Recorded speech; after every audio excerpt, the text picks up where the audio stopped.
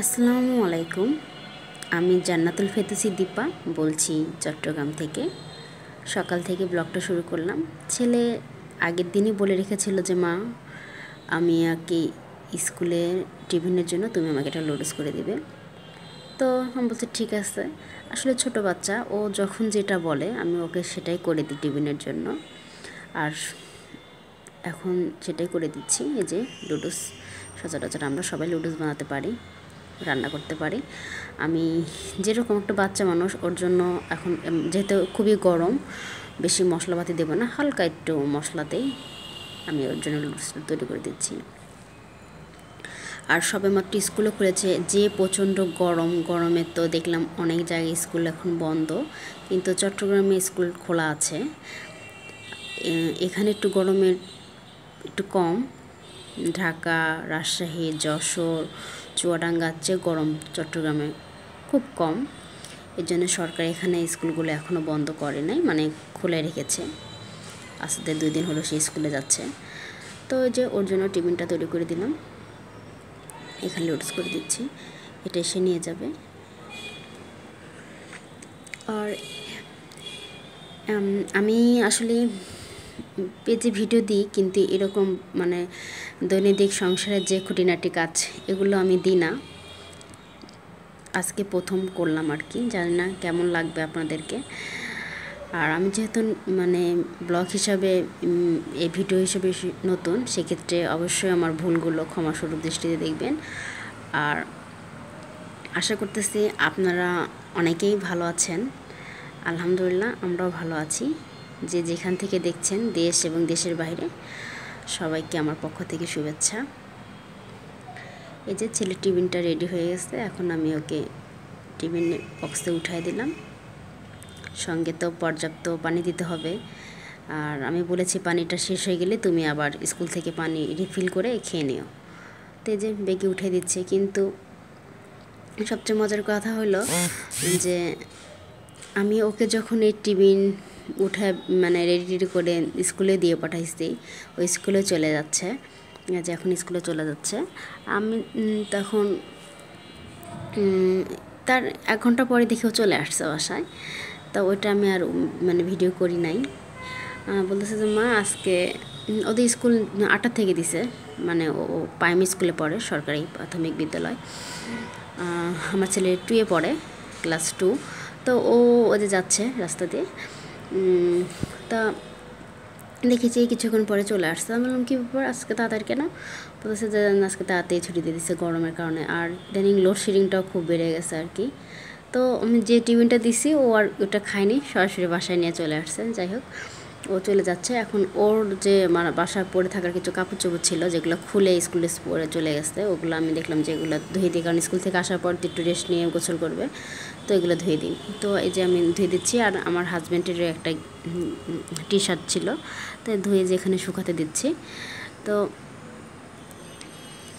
বাইরে কিন্তু অনেক প্রচণ্ড রোদ এবং খুবই গরম। তা পরানো পোশাকগুলো এখানে আমি শুকিয়ে দিয়ে ভিতরে চলে আসবো। আর আমার ক্ষুধাও লেগে গেছে, সকাল থেকে আমি মানে টুকিটাকি অনেক কাজ করছি আর কি, সেগুলো এখনও মানে করি নাই, মানে আমি আমার খাবারটা খাওয়া হয় না। তো ভাবলাম কি খাবো, তো হঠাৎ করে কেন জানি মনে হলো একটু ভাত মাখা খাবো। তা এই গরমের মধ্যে শুকনো মরিচিতে ভাত মাখা, তো আমার কাছে কিন্তু খুব মজা লাগছে। এই যে খাওয়া শেষের দিকে তো এটাই খেলাম। আর খাওয়ার শেষে তো অবশ্যই চা খেতে হবে। তো আমার জন্য, যেহেতু বাসায় এখন কেউ নাই, শুধু আমি একা আছি, তো আমার জন্য একটু চাও খাবো। আসলে এটা কিন্তু মানে যারা যারা চাল পছন্দ করেন, তারা কিন্তু গরম কি আর ঠান্ডায় কি, মানে যে কোনো সময়, মানে প্রচণ্ড গরম পড়লেও কিন্তু সবাই চাটা পছন্দ, মানে যারা খায় আর কি, তাদের কাছে ভালো লাগে। ঠিক আমারও তাই, চা না খেলে ভালো লাগে না, সকাল বিকালে চাটা মানে খাওয়াই লাগে আর কি। তো এই যে আমার এখানে চার লিকারটাও দিয়ে দিচ্ছি, মানে হয়ে গেছে। এর ভিতর চিনি আর দুধ দিয়ে দিছি, ওটা হয়তো বা ওইভাবে স্কিপ হয়ে গেছে। যাই হোক, আসলে আমি তো বলে নিলাম, আমি প্রথম আজকে এরকম মানে রান্না বান্নার পুরো ব্লগটা আমি আপনাদেরকে সামনে শেয়ার করতেছি। কতটুকু ভালো হচ্ছে আমি জানি না, তারপর আপনারা অবশ্যই আমার কমেন্টে বলে যাবেন কেমন হয়েছে আমার ভিডিওটা। তাই যাই হোক, আমার চাটা কিন্তু হয়ে গেছে। আর এখন আমি একটু বসে বসে চাটা খাবো। খাওয়ার পর যে বাকি কাজগুলো সেগুলো আমি সেরে নেব। সকালবেলার যে মানে আমার সকালে রান্নাবান্না, সকালে খাওয়া দাওয়ার পর যে হাঁড়ি পাতিলগুলো ছিল সেগুলো এখন আমি পরিষ্কার করে নিচ্ছি।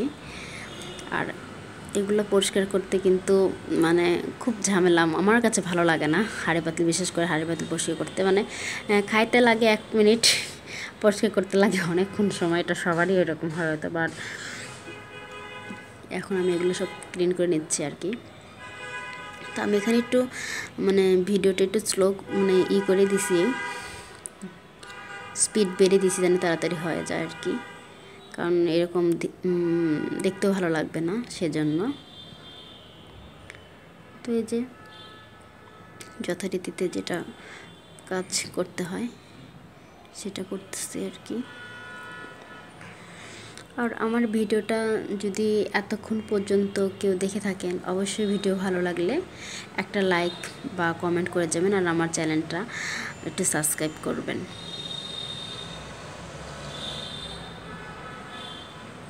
তো এই যে এখন মানে পরিষ্কার করা শেষ, এখন ধুয়ে ওখানে রেখে দেবো আর কি। আর আমি খুব সাধারণ মধ্যবিত্ত ঘরের মানুষ, সেক্ষেত্রে আমার আহামরি কোনো জিনিসপাতি নাই, যতটুকু আছে ততটুকু নিয়ে আলহামদুলিল্লাহ আমি হ্যাপি। আর আমি আসলে কোথায় আমার বাসা কোথায়, আমি কোথায় এখন বর্তমানে বলেছি, আমি চিটাগাঙে শুরুতেই বলেছি। তো আমার আসলে বাসা কোথায়, আমি কি নাকি, এটা আমার ভিডিওতে আস্তে আস্তে, আমি যেহেতু ভিডিও দেওয়া শুরু করেছি, আমি আস্তে আস্তে সব কিছু আপনাদের সাথে শেয়ার করবো, যেহেতু আপনারা আমার পরিবার। আর আমি যেহেতু এখানে আমার একটা ভাড়া বাসা, সেক্ষেত্রে আমি খুব কম জিনিস, যেগুলো প্রয়োজন আমার সেতটুকু জিনিস নিয়ে আমি থাকার চেষ্টা করি আর কি। তো এখানে পুদিনা গাছ রেখেছিলাম পানিতে, দেখলাম আমি এটা মানে প্রতিদিনই, এখন যেহেতু গরম পানিটা চেঞ্জ করে দিই, তো এই যে পানি চেঞ্জ করে আবার দিয়ে দিচ্ছি। আমি পুদিনা পাতাটা মানে খাওয়ার জন্য এনেছিলাম, তা আনার পর সবগুলো পাতা তো আর খাইনি, কিছু পাতা রেখে দিয়েছিলাম। এই যে পানিতে দেওয়ার পরে কিন্তু মাশাআল্লাহ খুব সুন্দর আমার পুদিনা গাছগুলো হয়েছে। আর আমি এর আগেও পুদিনা পাতা মানে চেষ্টা করছি লাগানোর জন্য, হয়নি, হওয়ার পর মারা যায়, পানিতে তো হয়ই নাই, কিন্তু কেন জানি না এবার আমার গাছটা আল্লাহর রহমতে হয়েছে। এই যে রোজার ভিতরে আনা হয়েছিল, এই যে শিকড়ও সুন্দর হয়ে গেছে। আমি এটা 2টা পটে পানি দিয়ে পুদিনা পাতাটা রেখে দিয়েছি রান্নাঘরের সিঙ্কের পাশে, জানলার ওখানে। আর ওই যে উপরে দেখা যাচ্ছে ওটা কিন্তু মাটির ভিতরে। এই যে এটাও আমি এখন একটু পানি দিয়ে দেবো। দেখেন কতটা সুন্দর এই মাটিতে লাগানো পুদিনা পাতাগুলো, পানিতে যেরকমটা দেখালাম ঠিক মাটিরগুলো কিন্তু সে ঠিক এরকমই সুন্দর। আর আমি আজকে রান্নাতে বেশি কিছু করব না, ডাল রান্না করব, সেজন্য আমি ডাল ধোয়া যে পানিটা, এটা আমি ফেলে দিই না, এটা আমি মানে গাছে দিয়ে দিই। তো এই যে পুদিনা গাছের পানি, আমি এটা এই ডাল ধোয়া পানিটা এখন দিয়ে দিব।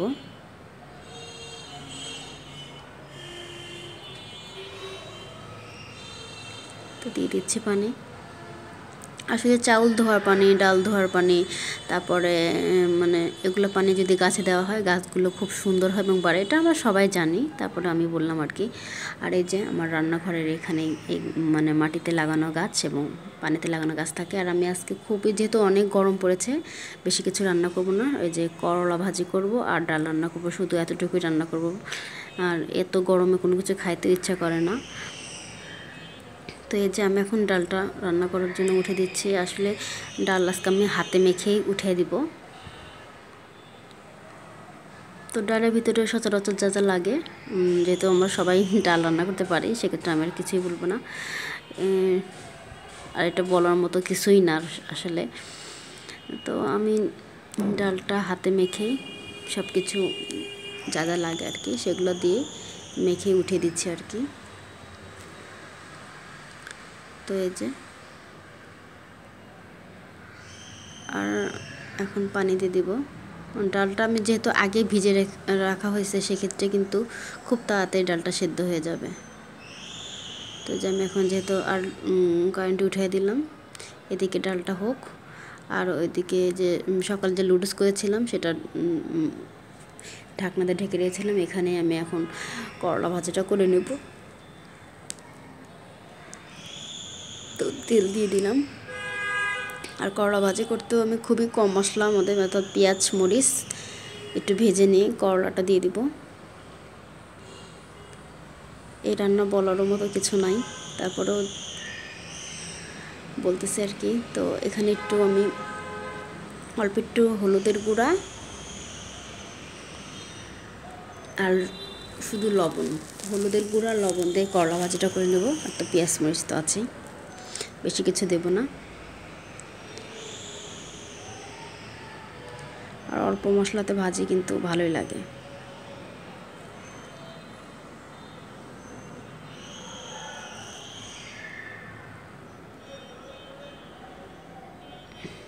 এই যে হলুদ আর লবণ দিয়ে দিলাম, এটা ভেজে নেব। তো আজকে রান্নাবান্না আমার এই পর্যন্তই, অর্থাৎ আমি বেশি কিছু করব না, শুধু ডাল আর করলা ভাজিটাই করব। আর করলা ভাজি, এই আলু দিয়ে করলা ভাজি আমার অনেক খুব পছন্দের, কাটা কাটা করলা ভাজি পছন্দ করেন বলতে পারেন। আর এখন ডালটাও রান্না করতে চাইছিলাম না, ভাবলাম যে না, শুধু ভাজি কেমন দেখায়, শুকনো শুকনো ডাল হলে ভালো হবে। তো এই যে ডাল গরমও হয়ে গেছে, একটু আমি করে দিচ্ছি। আর এই যে এপাশে আমার করলা ভাজিটা হয়ে গেছে, ওইদিকে ডালটা হয়ে গেছে, ডালে এখন বাগার দেব। সেক্ষেত্রে আমি ডালটা নামিয়ে নিলাম। বাগার দেওয়ার জন্য আমি একটা পাতলে উঠাই দিব এখন। তো এর ভিতরে বাগারের পেস্ট যাতে দেওয়া লাগে আসলে এটা বলার মতো কিছু নয়। তারপরে যেহেতু আমি আজকে রান্নাবান্না মানে সকাল থেকে দুপুরে রান্নাবান্নাটাই দেখাচ্ছি, তো এতটুকুই। পেঁয়াজে দিয়ে দিলাম। আর আমি প্রথমে বলেছি, আবার শেষের দিকেও বলছি, আমার কথা একটু মানে ভুল হতে পারে, যেহেতু আমি এরকম ব্লগ ভিডিও মানে ভয়েস দিই না আর কি। তারপর আমি নতুন, ভুল হলে অবশ্যই আপু এবং ভাইয়ারা যারা যারা ভিডিওটা দেখতেছেন ক্ষমাসুলভ দৃষ্টিতে দেখবেন। আর অবশ্যই আমি আশা করি আমার পাশে থাকবেন। তো এখানে আমি এই যে পেঁয়াজ আর রসুন দিয়ে দিলাম, একটা তেজপাতা দিয়ে দিলাম, আর এই যে মানে 5 ফোড়ন, এগুলো দিয়ে আমি ডালটা বাগার দিয়ে নিব। এবং আমার আজকের এই ব্লগটা এতটুকু পর্যন্তই আমি রেখেছি।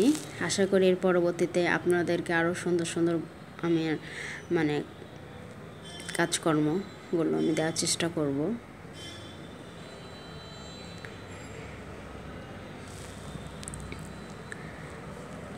একটু বেশ সময় নিয়ে একটু মানে যতক্ষণ সময় লাগে আর কি ভেজে নিলাম। আর এই যে এখন ডালটা দিয়ে দিব। তো আমি এখন ডালটা দেওয়া শেষ, আমি বিদায় নিচ্ছি। আশা করি সবাই ভালো থাকবেন, সুস্থ থাকবেন। আল্লাহ হাফেজ।